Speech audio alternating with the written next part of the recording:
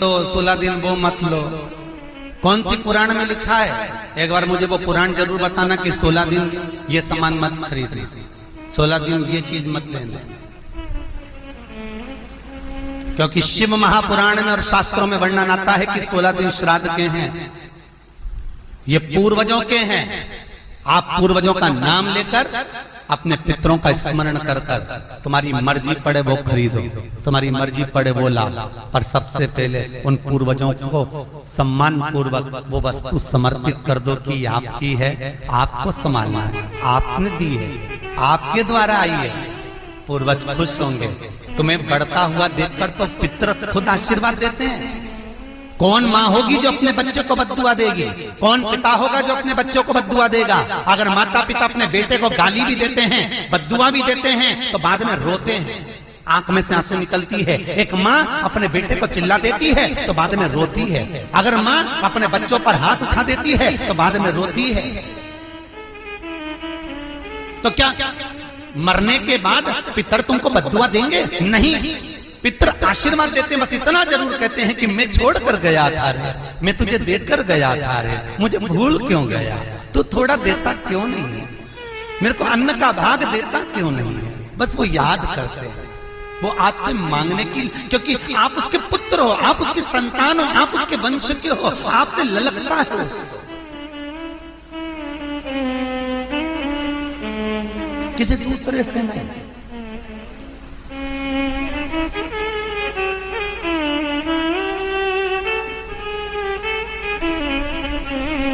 प्रेम दीजिए।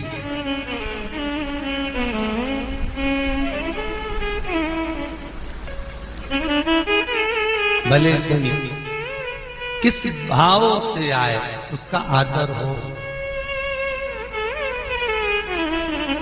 उसका सम्मान।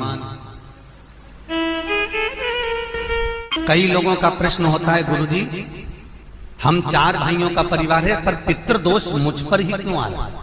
मैं ही क्यों तकलीफ भोग रहा हूं? मेरे को ही क्यों कष्ट आ रहा है? मेरे ही क्यों पांव दुख रहे हैं? मेरे घर में क्यों ऐसी परेशानी आती है? सबकी सब तो सुखी है। ध्यान रखना, पितरों का जिससे लगाव होता है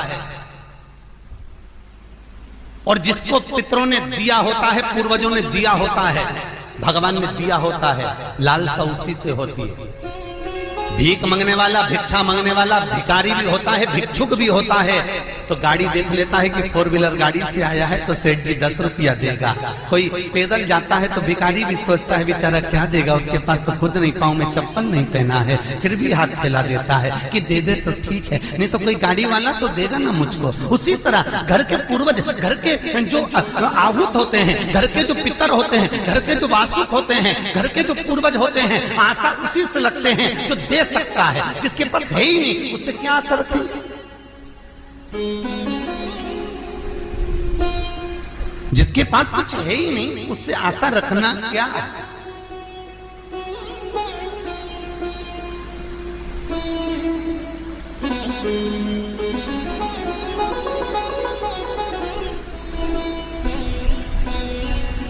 कई लोग कहते हैं गुरुजी हमारे पास देने के लिए कुछ भी नहीं, हम हमारे पूर्वजों को क्या? मत दो ना, इस्माइल तो दे सकते हो।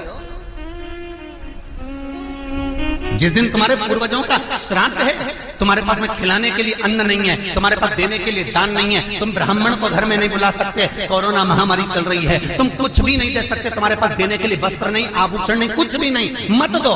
निवेदन है बस चेहरे पर प्रसन्नता रखकर, एक निवेदन है कि चेहरे पर प्रसन्नता रखकर उस दिन अपने पूर्वजों को याद जरूर करना और कह देना कि आप ही का दिया हुआ है जो हम खा रहे हैं, हम पर करुणा करना, हमारे पास कुछ भी नहीं है। डब्बे में से गुड़ या शक्कर निकालकर अरे गैस को लाइटर से जलाकर उसकी अग्नि में छोड़ देना, पर 2 दाने शक्कर के छोड़ना जरूर, जिससे वो जीवात्मा दरवाजे पर आकर भूखी ना जाए, उसके मुख में कुछ तो चला जाए और वो जीवात्मा तुम्हें आशीर्वाद दे जाए। तुम्हारे पास कुछ ना हो तो इतना तो दे सकते हो साहब, इस्माइल तो दे सकते हो, प्रसन्नता तो दे सकते हो, मीठी वाणी तो दे सकते हो, अपने पूर्वजों को याद तो कर सकते हो, अपने इष्ट को याद तो कर सकते हो, जिसने दिया है उसका गुणगान तो गा सकते हो।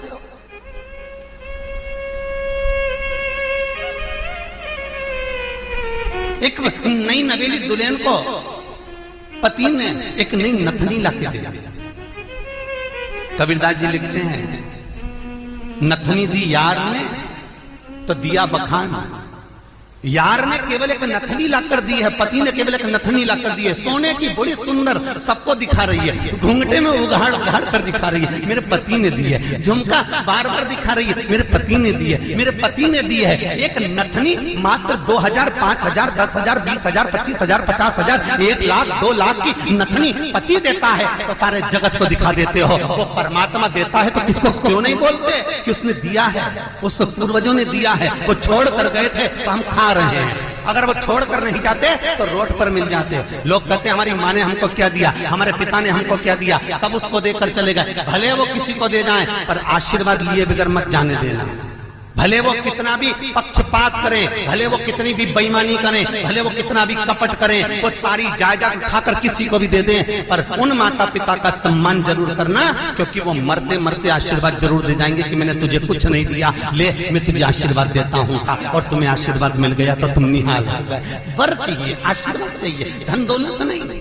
श्राद्ध पक्ष की कथा कहती है, ये श्राद्ध पक्ष का जो वर्णन गरुड़ पुराण में कहा गया कि जीवात्मा सबसे पहले जाती है तो घर पर जाती है, जैसे जट्ठा और मट्ठा की कथा।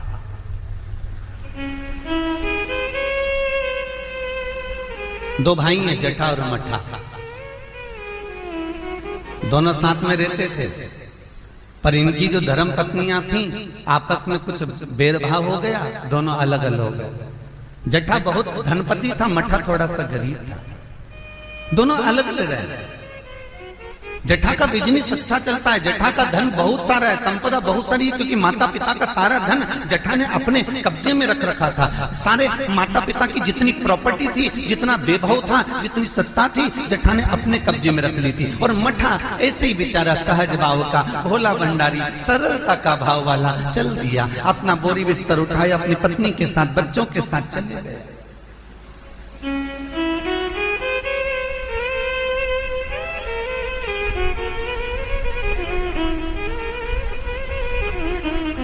सोलह दिन श्राद्ध किया गया।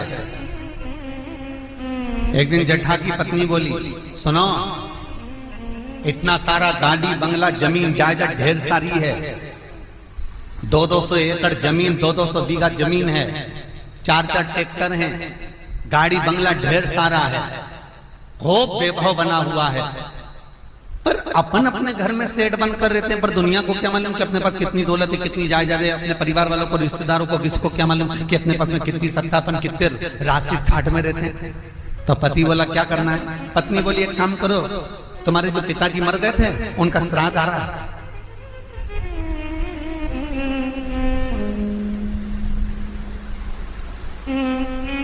तुम्हारे जो पिता चले गए थे उनका श्राद्ध आ रहा है,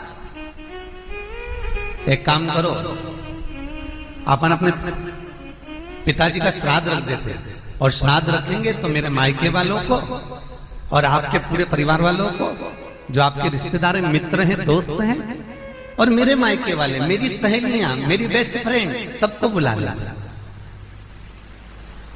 और उनको बड़े प्रेम से अपन भोजन करा देंगे। इतने में जट्ठा बोला कि भोजन बना तो, खिला तो देंगे, पर भोजन बनाएगा कौन? इतना सारा फैला हो जाएगा, उठाएगा कौन? इतने में तुरंत जट्ठा की पत्नी बोली, वो देवर और देवरानी क्या करेंगे? बाप तो उनका भी था, पिता तो उनका भी था, वो आए देवरानी, और देवरानी आकर भोजन बनाए और देवर आकर बर्तन मांजे। चलो निमंत्रण सबको देने जा रहे हैं तो उनके घर भी चल जाए। आवाज लगाई, मट्ठा, अरे ओ मट्ठा। मट्ठा ने दरवाजा खोला, छोटा सा झोपड़ा, गोबर से लिपा हुआ घर। मट्ठा हाथ जोड़कर बोला, बड़ा भाई आया है, बैठो भैया, हम बैठने नहीं आए तेरे घर में, कल पिताजी का श्राद्ध है, तेरे को बर्तन मांजने आना है, दुल्हन को भोजन बनाने आना है। श्राद्ध पक्ष में हमने ब्राह्मणी ढूंढी थी, बामनी भोजन बनाने वाली मिल नहीं रही है, सब लगी हुई है इधर उधर, देवरानी को ले आना। भाभी हम आ तो जाएंगे, पर निवेदन इतना सा है कि पिताजी का श्राद्ध है, तो मन कर रहा है कि हम थोड़ी सी धूप छोड़ दें, इसके बाद आ जाएंगे। इतने में तुरंत भाभी बोली, सुन रे मठा, आना हो तो सुबह जल्दी आना, क्योंकि रखे हुए बर्तन कौन मांजेगा, भोजन कौन बनाएगा। इतनी देरी से आना है तो केवल के खाने आ रहे हो, आने की जरूरत नहीं है, तुम दोनों की जरूरत नहीं है मेरे को, मत आना तुम। छोड़ दिया। जेठा गया, अपने ससुराल वालों को बुला लिया, मायके वालों को बुला लिया, सबको बुलाया। पितृलोक से जिसकी तिथि होती है, पितरों के भगवान जिनका नाम है आर्यमा स्वामी, कौवे पर बैठकर जिसकी तिथि होती है, उस तिथि के जीव को कौवे पर बिठाकर आर्यमा स्वामी लेकर आते हैं, और जिसकी यहाँ श्राद्ध होती है उसकी छत पर कौवा छोड़ते छोड़ते जाता है। इसलिए हिंदू धर्म में श्राद्ध में कौवे का बड़ा महत्व होता है, क्योंकि पितरों के देवता आर्यमा स्वामी कौवे पर बैठते हैं, और उसी कौवे पर हमारे घर के जीवों को लेकर आते हैं। और सबसे पहले वो जीव कहां जाता है श्राद्ध पक्ष में, बहुत ध्यान से सुनना गरुड़ पुराण का ये चरित्र। सबसे पहले वो जीव कहां जाता है, जो घर का सबसे पुराना घर होता है,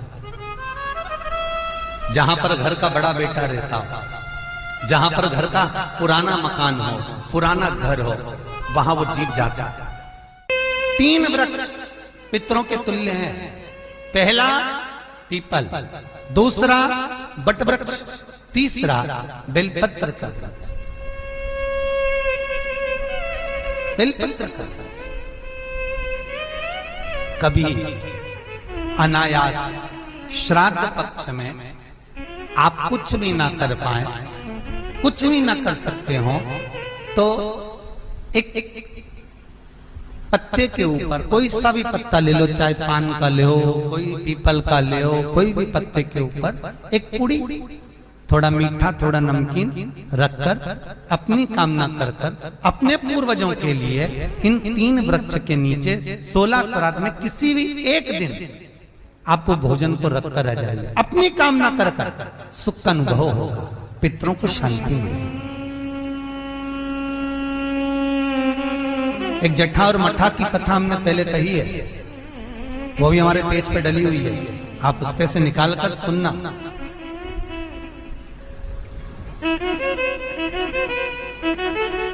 उसमें भी हमने व्याख्यान वर्णन करा जट्ठा मट्ठा की कथा। 3 वृक्ष पितरों के तुल्य हैं, 3 पक्षी पितरों के तुल्य हैं, कौवा, हंस और गरुड़।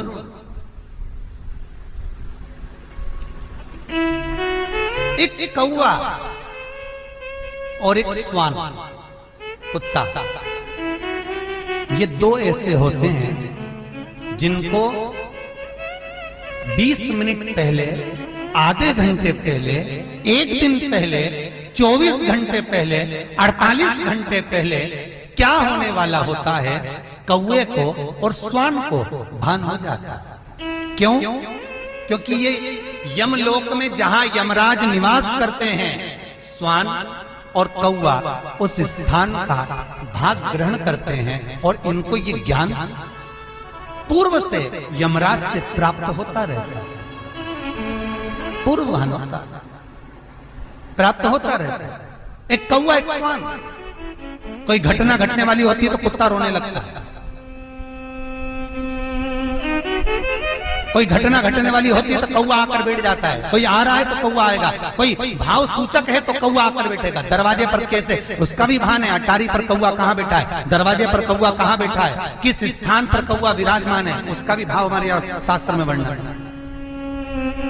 3 पक्षी, 3 वृक्ष पितरों के तुल्य हैं। पक्षियों में कौवा, हंस और गरुड़, ये पितरों के तुल्य हैं, जो अधोगति में मर जाते हैं, जिनको पिंड नहीं मिलता, तर्पण नहीं होता, ब्राह्मण का भोज नहीं मिल पाता, जो मर जाते हैं, जिनका अंतिम संस्कार तक नहीं होता, जिनकी गति बिगड़ जाती है, ऐसे जीव कौवे के अंश में प्रकट होते हैं।